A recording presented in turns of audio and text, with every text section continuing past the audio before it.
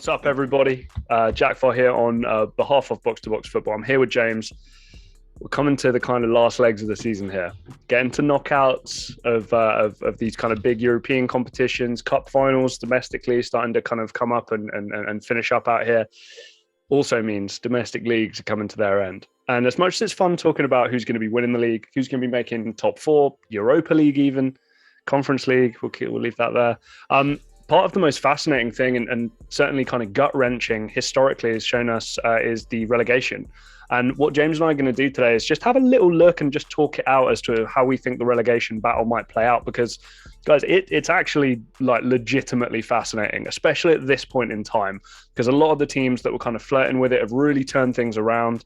And then there are a couple of teams who are really hot at the beginning of the season who, you know, fortune haven't really gone their way lately. So as it stands, we've got Norwich in 20th with 17 points, Watford 19th with 19 points, Burnley in 18th with 21, Everton in 17th with 22, Leeds in 16th at 23, Brentford in 15th with 24. And I think for argument's sake, I'm going to pull Newcastle in there as well, are in 14th with 25 points. Now, bunch of teams in there with games left to play. James, I'm just wondering, Norwich, Watford, Burnley, for you, are those the three teams that are going down? Is that the way it stays? No. I feel like a team like Burnley, Jack, I just can't write them off. Them and Sean Dyche just have this weird thing about them being in the Premier League. They're, to me, like a Bolton right now. They're like a mainstay in the Premier League. They've been there for a while. And I look at them, because they've been there so many times, I feel like they have a bit more understanding and like a bit more experience to know how to stay up in these situations. And plus, who wants to go to Turf Moor and play? No matter what, Jack, it's still one of the hardest places to go in in the Premier League. I look at teams like Watford and Norwich. Norwich to me are just a yo-yo team. They're gonna get relegated. They'll probably come up next year again and like, to me, do the exact same thing. Watford are a team who I'm a fan of, but lately I've been a bit down on them. Why? Because, Jack, there's no stability at Watford. Right. How could you have in the last 5 years they've had like 15 managers, Jack? Yeah. They're sacking a manager all the single time. They literally just got rid of Claudio Ranieri this year. I think, was this their third manager this year? How many managers are there this year? Yeah, I'm not gonna lie, I don't even keep track anymore. It's a joke for me because James, and also like no disrespect to Watford here, it's nothing different. There's nobody who comes in where you go, I see what they're doing here. It's just like, well, yeah, sure, okay, fine. You mean this guy had some connection with him, with the owners from Udinese, right? Oh, had some interest with him, like Walter Mazzarri back in the day. I just thought, oh, okay, you just know the guy. There's no actual like, oh, I see what they've done here, you know, connecting the dots. It's just next man up. There's no thought. It doesn't seem like. Like I'm often a bit of a thing where like all this long-term stuff, all that sort of stuff there is a bit cliche, like as you mentioned, like in the previous video. But this, like, to me, what they do, almost like disposing of managers and also disposing of players, it's like there's no stability. Imagine, right. To me, imagine as a player you turning up and like you're not sure if like your coach might be sacked. Because, Jack, I've seen times when Watford are in a good way and then they just randomly sack their manager. The manager's on the hot seat every single game, and to me, that's worrying. Yeah, no, and James, again, it's a London-based club with a lot of upside. We know the academy structure there, I think, is relatively well liked. There's cause for some serious support there potentially, but yeah, for whatever reason, the ownership has just not gotten it right. Yeah, look, I tend to agree with you. I think Norwich is just a write-off. This is not a Premier League quality football team. They can't sell the players that they've sold. I'm looking at somebody like an Emi Buendia, and then expect to remain competitive in the same style of football. It's too much of a change for me. So they're definitely going down. But Jack, I'll say one thing, and from Norwich's point of view, they've done well to be competitive in the Premier League. Because, Jack, the first 15 or so games, or first 10 games, I was looking at Derby's record of like 8 points and thinking, we got a contender. Are they even going to get that? And to be fair, right. Jack, they have 17 points and they've made a little bit more of a contest now, but they're still going to go down. And Watford, yeah, we've spoken about Burnley. Look, James, I tend to agree with you. I think if you look at Burnley and just kind of compare how they've gone across the season to the company that they're keeping down there, they stick out like a sore thumb. Burnley 3 wins, lowest in the league, James, lowest in the league, less than Norwich, less than Watford, lowest in the league. 12 draws with a kind of a draw record like that. They should be right up in mid-table. They should be. If you look at the teams in mid-table, Brighton, Palace, Southampton, those are the kind of teams who've got that many draws. But obviously, again, it's the losses. But again, James, similar thing. Goals for, goals scored. Apart from Norwich, who are obviously down there with 15, it's the second least amount of goals scored. But then also goals against, James, it's pretty low. 32. Again, you have to get up to like Brighton, Wolves, Tottenham kind of level before you're looking at the goals against. So to me, as it gets to crunch time, I agree with you. Sean Dyche, 0-0s, 1-1s, the odd cheeky win. I think they'll stay up. But I feel like they had a slow start to the season, but recently they've come into a bit of form. And I'm not sure what was the score yesterday against Leicester, but I remember that they were able to get points off Manchester United, got 3 points off Tottenham. Also went to the Emirates, were able to get a point against Arsenal. So, Jack, in recent weeks, yeah, they've been like they've been slowly gathering points together and going last 5 games, mate. 2 losses, 2 wins, and a draw. So already, relative to how they're doing across the whole season, you're absolutely spot on. Their form is much better. I like to be fair. They got players like Aaron Lennon, who's coming back into a bit of a form. The new German striker, they bought in after getting rid of Chris Wood. Everyone's thinking, ooh, but he seems to be like a better player.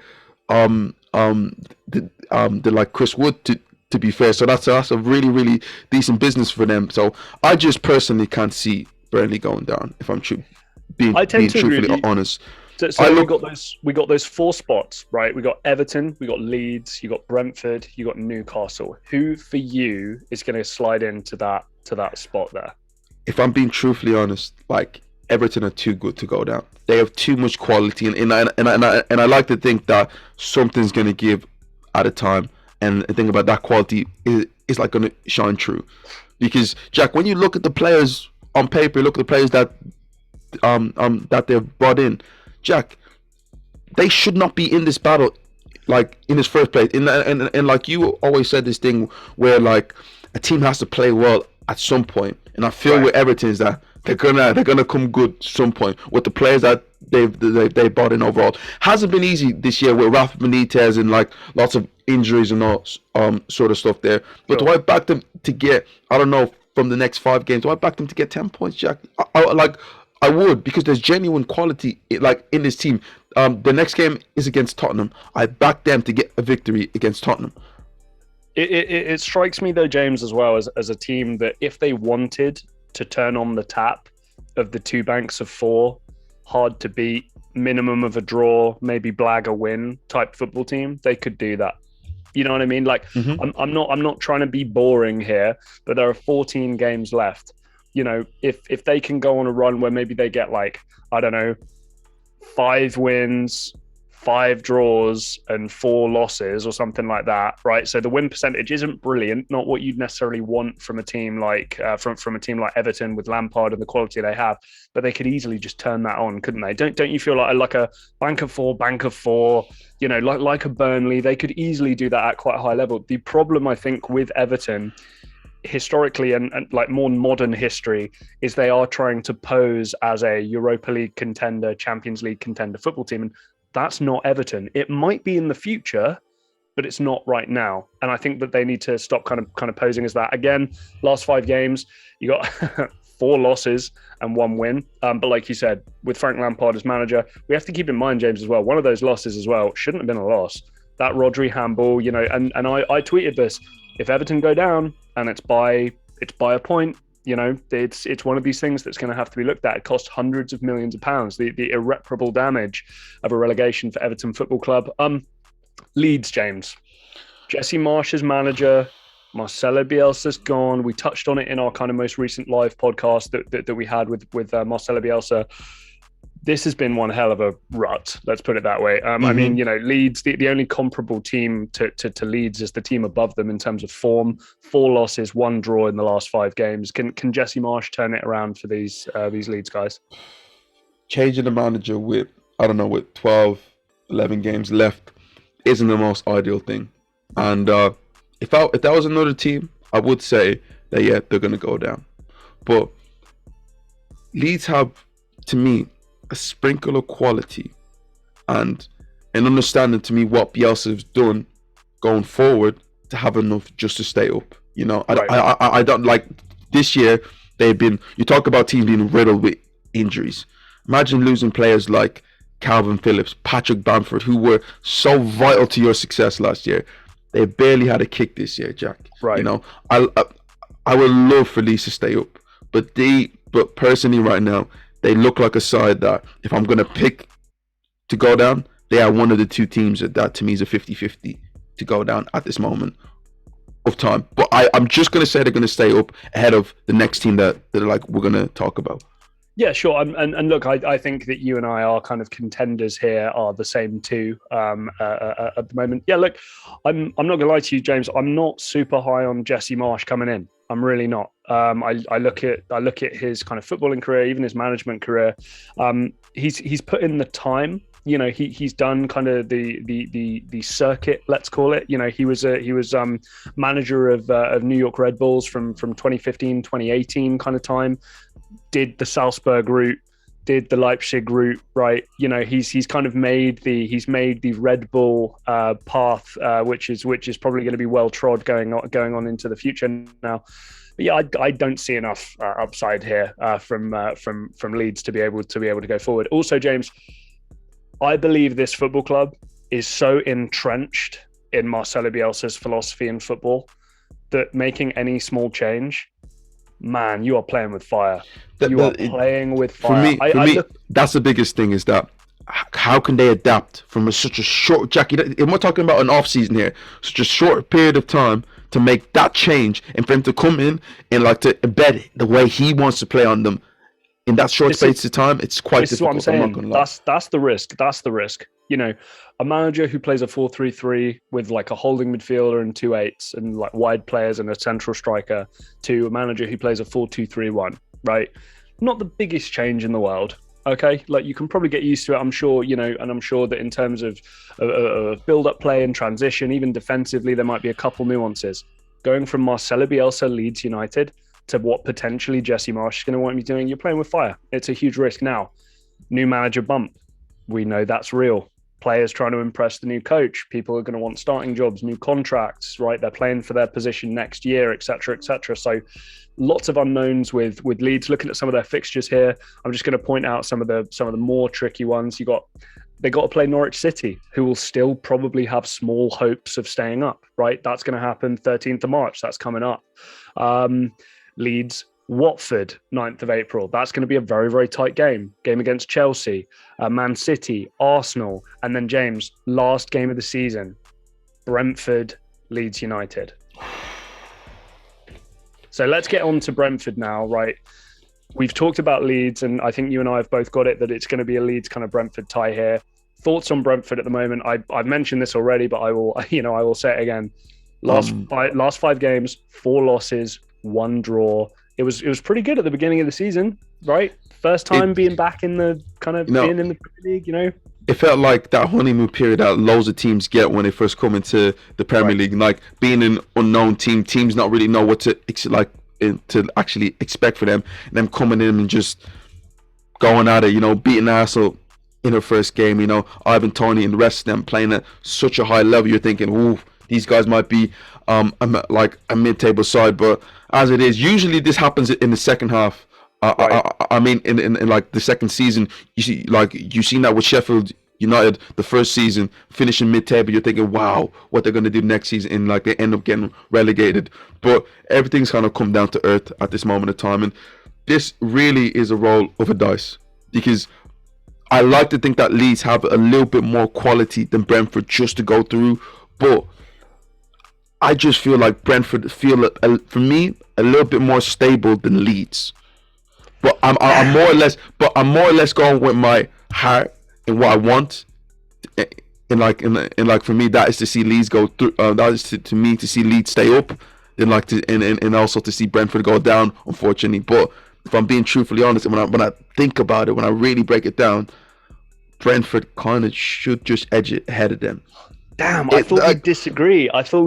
Because James, I agree with you. I think Leeds going down. I hate to say it, but the kind of leaky goal problem, the Marcelo Bielsa style of football, Jesse Marsch. I'm really sorry. I'm not totally sold on Jesse Marsch as a coach. I'm gonna go with my heart, Jack. Right, I'm gonna go with my heart, but my head tells me that. Listen, like it seems like they're gonna go down. I think Brentford will stay up too. I really, really do. I mean, I'm looking at some of the fixtures here. Okay, Norwich again, tight game. Then you've got. They do have to play Chelsea still. West Ham are in there. Watford, Spurs, Manchester United, but Everton, and then Leeds at the end. But Jack, so tough games. But Jack, the next two games, look how crucial it is. Norwich and Burnley. That could almost ice it in a way, right? If you can get 6 points out of that, well, that's like that's for equivalent in this sort of race. That's like a 12-point win right there. You know, it's huge. If they could get something out of that, I think Leeds will be in serious trouble. And James, I mean, second only to Liverpool in terms of the form table over the last 5 games. Newcastle United, 4 wins out of the last 5. One of them, the last 5 games was a draw. So Newcastle are well out of it for you, aren't they? Oh, listen, Newcastle, fair play to them. Because Jack, did I see it coming? They had glimpses here, there, but I was thinking, like, listen, the way they're playing. Surely they're gonna go down. And to be fair, they didn't like splash the cast crazy in like January the way that we thought that they were gonna do. Right. But they brought in players who knew the club. I mean, who knew the Premier League, like Chris Wood. They brought in Kieran Trippier, who also knows the Premier League. The Leon midfielder Bruno. You know, you know. Again, me being an Arsenal fan right now, it kind of hurts me the fact how like he ends up playing for Newcastle, but they done well without going crazy in like January. And Eddie Howe, since he's came in, hats off to him because he's really made a huge change, because it wasn't easy, Jack. It really wasn't easy. And like if someone would have told you that Newcastle were going down, I think in around like November time, you probably would nod your head and said, yeah. Also, James, you listen to any commentator, any analyst, pundit, whoever is at St James's Park at the moment, they'll tell you it's different. They'll tell you it like it was back in the day. I think the fan base knows new ownership, money coming into the club, stuff's gonna be happening here. Now, everybody watching, James and I do not feel super strongly about this. This is pretty close between Brentford and Leeds for both of us. And even then, if you throw Burnley into the mix, if you throw Everton into the mix, we're not saying definitely not, right? This is going to be a close one. This is why it's the most fascinating one. Let us know in the comments. Who are your 3 teams going down? James and I only think there's 1 relegation spot up for grabs. Maybe there's 2. Maybe there's all 3. Who knows? Drop a like on the video. Please subscribe. And until next time, we'll see you.